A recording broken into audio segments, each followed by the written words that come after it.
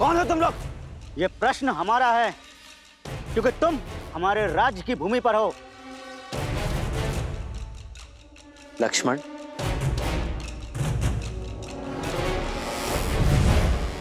मैं अयोध्यापति महाराज दशरथ का पुत्र राम हूं। दशरथ नंदन राम स्वयं पधारे हैं। ये तो उत्सव का पल है। उनके पांव के स्पर्श से देवी अहिल्या मुक्त हुई। उनके प्रवेश से हमारी धरा भी पावन हो गई। शीघ्र चलो।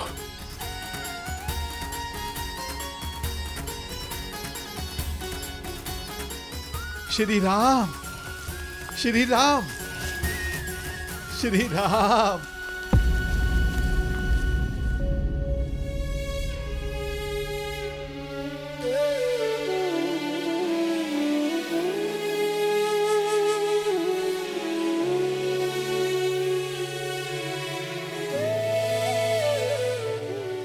कैसा अनर्थ है। अयोध्या का श्रृंगार सन्यासी का भगवा वस्त्र धारण किए हुए। क्या ये वल्कल धारण करने से मैं आपका अतिथि नहीं रहा निषाद? अतिथि तो आकर लौट जात। आप तो हमरे ही यहां हृदय में बसे हैं कुमार राम। यदि आपने मुझे हृदय में बसाया है तो आपका स्थान भी हृदय के पास ही है।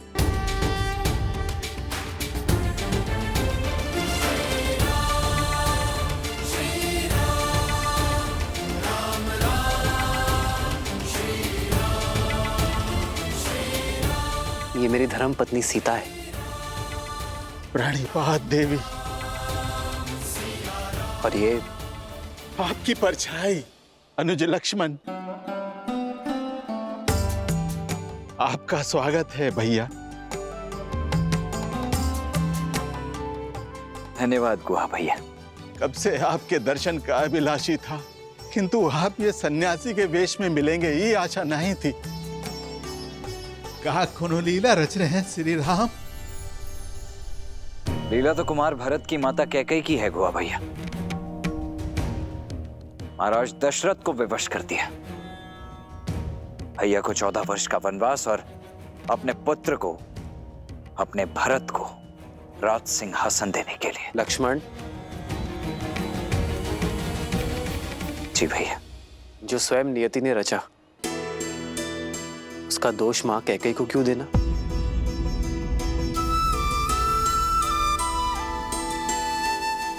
ये चयन मेरा था। आपके यहाँ आने के इस चयन से हम सब भी धन्य हो गए। अब हमको आप सबका सेवा करने का मौका मिलेगा। आप अपना 14 बरस का वनवास यहीं बिताइए। ये राज्य, ये निषाद राजगुहा, सब कुछ आप ही का तो है श्री राम। आपके प्रेम और स्नेह ने मुझे अभिभूत कर दिया है, किंतु वचन के अनुसार ये 14 वर्ष का वनवास मुझे वन वन भटकते हुए बिताना है, किसी राज्य या नागरिक के यहाँ नहीं। किंतु कैसे श्री राम? ये स्थान जितना सुंदर और मनमोहक है उतना ही भयानक है। कदाचित आपने सुना नहीं, भय के लिए भयंकर है। हम अवध के रुद्र हैं,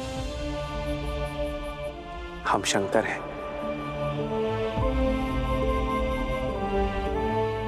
तो फिर ये गुहा को अपना नंदी बना लीजिए। आपको मार्ग दिखाते दिखाते हम भी सद्मार्ग पर चल लेंगे। व्यक्ति का कर्मफल, उसके चयन का परिणाम उसे स्वयं भोगना पड़ता है। कर्तव्य के इस पथ पर हमें अकेले ही चलना होगा। तब श्री राम हमें भी तो कोनो सेवा का अवसर दीजिए। आज रात्रि हम यही इसी वृक्ष के नीचे विश्राम करेंगे। कल सवेरे यदि आप गंगा पार कराने का प्रबंध करा सके तो बहुत कृपा होगी। जो आज्ञा। हमरे मन को तो बस ये बात का चोट रही है कि एक रात्रि के बाद आपसे विछो का सोचकर हमरी ही दशा है तो वहां महाराज दशरथ को कितनी पीड़ा हो रही होगी।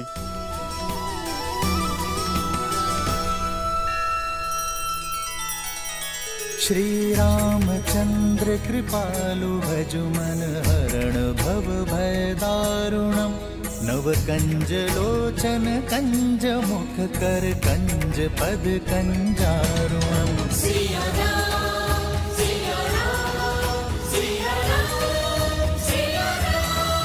आदर्श और मर्यादा की है ये कथा महापावनम काट मद श्री से मिला दे श्रीमद रामायणम श्रीमद रामायणम।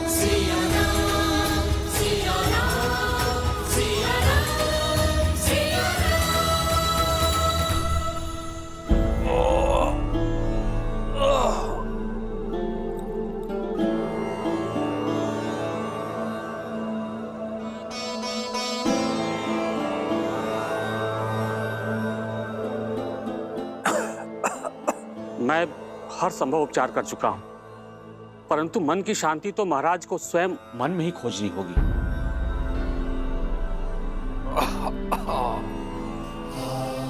महाराज आशा मत खोइए महाराज, समझ गए हैं ना, वो राम को अवश्य वापस ले आएंगे। हाँ महाराज, भाग्य अयोध्या पे इतना बड़ा अभिशाप नहीं लाएगा।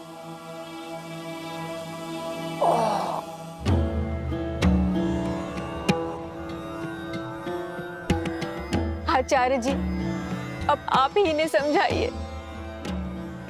महाराज, यह समय नियति से लड़ने का नहीं है, उसे स्वीकार करने का है। विश्वास रखिए, अंत में सब शुभ होगा।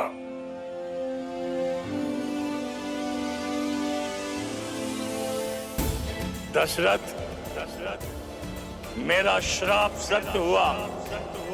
तुम अपने पुत्र के वियोग में मरोगे दशरथ। महाराज घबराइए मत महाराज, सब ठीक होगा। कुछ ठीक नहीं होगा, ये घबराहट ही तेरे प्राण ले लेगी। ये वो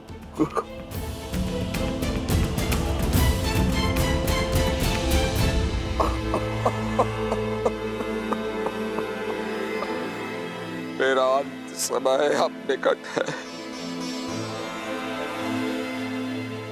नहीं आएगा मेरा राम। वर्षों पूर्व मेरे हाथों हुए पाप की अग्नि में मेरे जीवन के सारे पुण्य जलकर भस्म हो गए। आप देख रहे हैं ना गुरुदेव, वो श्राप अब सत्य होने को है और मैं कुछ नहीं कर सकता गुरुदेव, मैं कुछ नहीं कर सकता। महाराज, कैसा श्राप? ये राम के जन्म से पूर्व की बात है। शब्द भेद,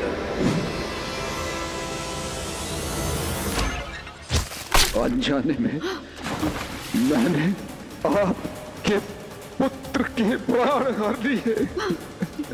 तुमने दो अंधों के जीवन का सहारा छीना है। अपने धर्म रक्षक पुत्र के वियोग में तरस तरस कर मरोगे तुम। ये बूढ़े दुखी पिता का श्राप है, श्राप है।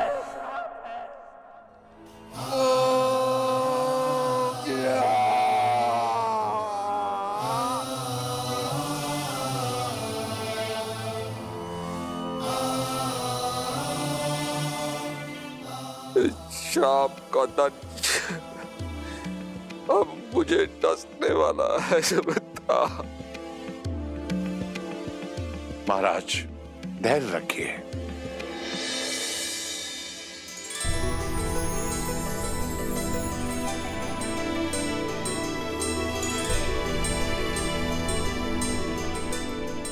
हर अंधकार के भीतर आने वाले प्रकाश की एक किरण छुपी होती है। आशा रखिए आप मारे, मत भूलिए कि वो श्राप आपके लिए वरदान बन गया। उसी के कारण आपके आंगन में 4 पुत्रों का आगमन हुआ। मुझे पूरा विश्वास है, राम का ये आयान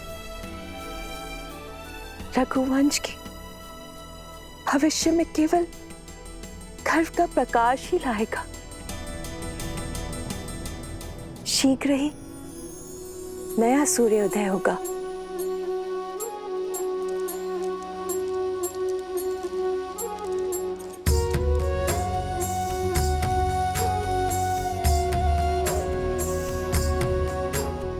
एक नया आरंभ, एक नई कथा।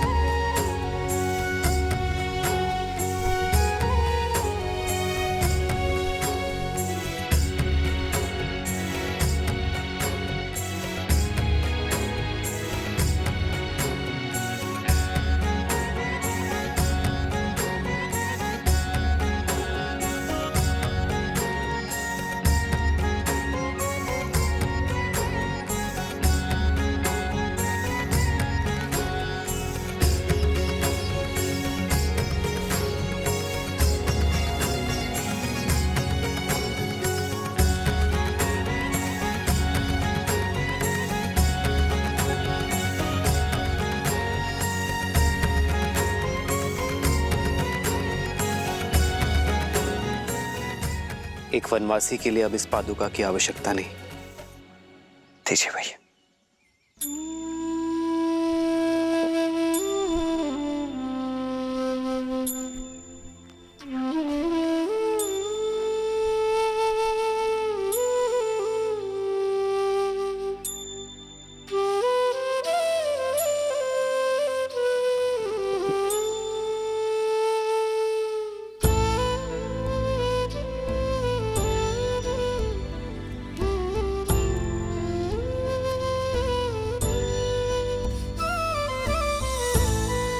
श्री राम ई वेश में बिना पादुका ही घोर वन में 14 बरस कैसे बिताएंगे?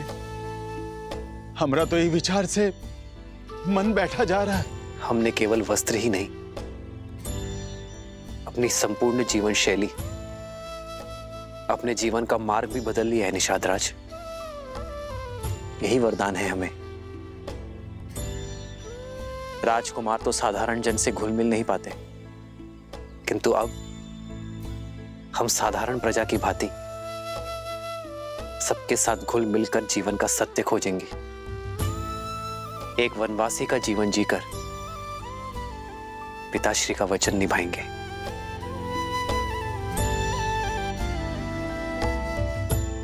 निषाद राज, इससे पूर्व अयोध्यावासी खोजते हुए हमें यहां आ जाए। हमें गंगा पार करवा दीजिए। मन तो ना ही मानत है, पर आपके कर्तव्य में आड़े नहीं आऊंगा। ऊपर ले जाने के लिए केवट सच कर दिया है श्री राम। सिया राम जय जय राम, राम सिया राम। यहाँ श्री राम धर्म की यात्रा में आगे बढ़ रहे थे और वहां रावण अधर्म के मार्ग पर। दशानन, तुम और तुम्हारा पुत्र पाताल लोक में नहीं जा सकते।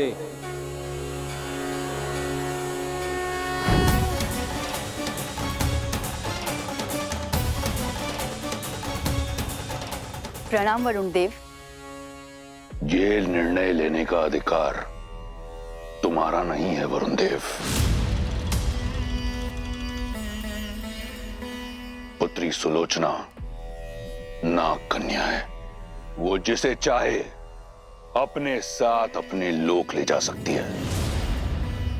पाताल लोक का रक्षक होने के नाते ये मेरा उत्तरदायित्व है कि जिस रावण की छाया भी युद्ध, मृत्यु और दुख की सूचक है।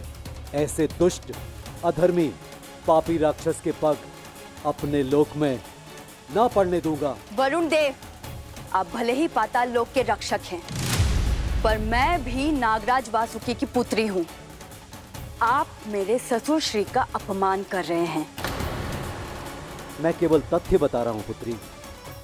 ऐसे अधर्मी का मेरे लोक में स्वागत नहीं है। वरुण देव!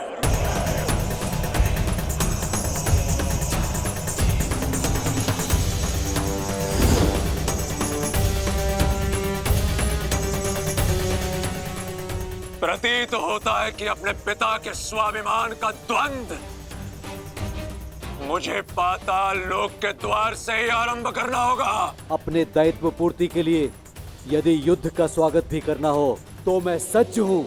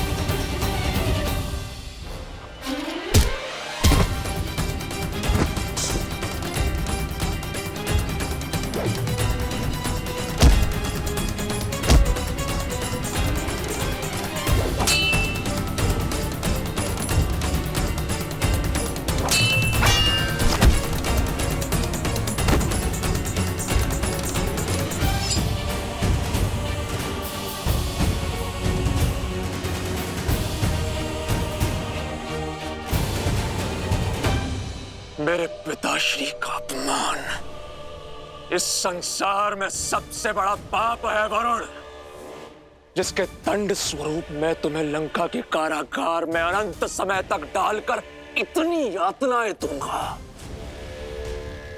कि तुम अभी इसी क्षण दशानन से अपनी मृत्यु मांगोगे। मेघनाथ, अद्भुत, मुझे गर्व है तुम पर पुत्र। युद्ध हुआ है तो उसके नियम का पालन भी होगा। यदि कोई वीर अपने शत्रु को परास्त कर जीवन दान दे दे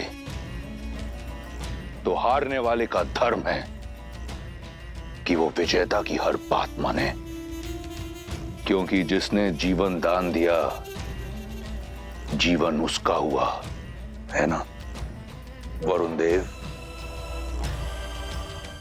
तो नियमानुसार तुम हमें पाताल लोक जाने से रोकोगे नहीं, और धर्म अनुसार तुम इस पापी अधर्मी राक्षस की लंका, जो चारों ओर जल से घिरी हुई है, उसकी रक्षा करोगे। कोई भी शत्रु लंका में प्रवेश ना कर सके। पुत्री सुलोचना, ले चलो हमें पाताल लोक। विद्युत जीवा के अध्याय का अंत करने का समय आ गया है।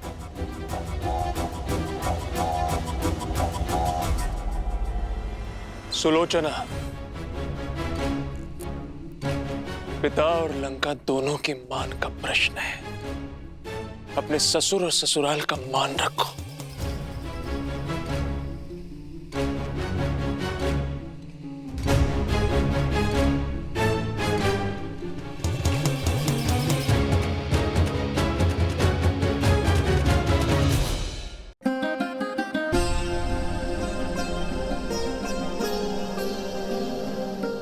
अब तक के सहयोग के लिए धन्यवाद अमात्य। अब आप अयोध्या लौट जाइए। यह आज्ञा मत दीजिए कुमारा। वनवास का प्रतीक पूर्ण हुआ। 14 प्रहर बीत गए, मानो 14 वर्ष बीत गए। लौट चलिए मेरे साथ। महाराज की भी यही इच्छा है। जब मार्ग सत्य का हो तो भेद नहीं खोजे जाते अमात्य। रघुकुल की रीत तोड़कर मैं अपने पिताश्री के पास तो लौट जाऊंगा, किंतु अपने पुरखों को मुख कैसे दिखाऊंगा? देवी सीता, आप तो हट त्यागी। महाराज की आशा है मैं कम से कम आपको लेकर ही लौटूं। जो आशा अधर्म का आधार बने वो शुभ फल नहीं लाती अमात्या। और मेरा धर्म तो सप्तपदी के साथ ही श्री राम के धर्म से जुड़ गया था। अब आप ही बताइए, मैं एक धर्म छोड़कर दूसरा धर्म कैसे निभाऊं? मैं जानती हूँ पिताश्री आहत हैं, पर उन्हें अपनी पुत्र वधू पर गर्व भी होगा, जो अपने संबंध की लाज रखने के लिए वन की वासी बनने के लिए भी सच है। अयोध्या के पुत्रवधू के साथ ये व्यवहार उचित नहीं है, समझाइए ना इन्हें। धर्म के पद का नियम है अमात्य। पहला पग कठिन होता है, उसके बाद सब सुगम। और जो एक बार इस पद पर आगे बढ़ गया वो फिर पीछे नहीं मुड़ता। यही कर्तव्य निष्ठा है अमात्य, यही धर्म परायणता है। मैं चाहूं तो भी सीता और लक्ष्मण को जाने से नहीं रोक सकता। मेरे पिताश्री और तीनों माताओं का उत्तरदायित्व अब आपका हुआ, और अयोध्या के भावी राजा मेरे प्रिय भरत को ढेर सारा आशीर्वाद और प्रेम अवश्य दीजिएगा अमात्य। जो आज्ञा कुमार।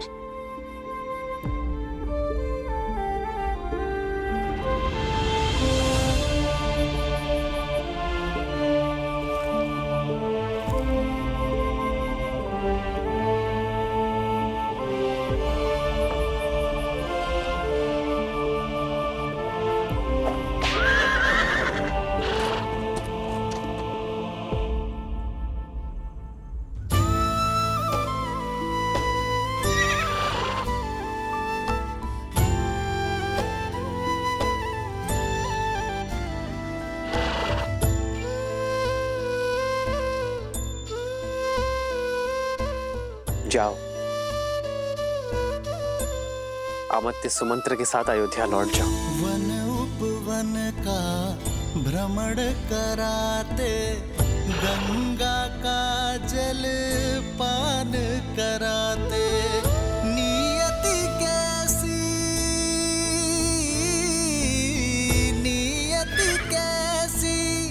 विपदा लाई, नियति कैसी विपदा लाई। राम सिया राम जय जय राम, राम सिया राम जय जय राम। काहे इतना कठिन मार्ग चुन रहे हैं श्री राम? धर्म का मार्ग है निषाद राज, इतना सरल कैसे हो सकता है? ऐसा क्या होने वाला है चित्रकूट में श्री राम के साथ? श्रीमद् रामायण के सभी एपिसोड्स फ्री देखने के लिए हरिओम ऐप डाउनलोड करें एंड्रॉइड के प्ले स्टोर या iOS के ऐप स्टोर से, या हरिओम यूट्यूब चैनल सब्सक्राइब करें।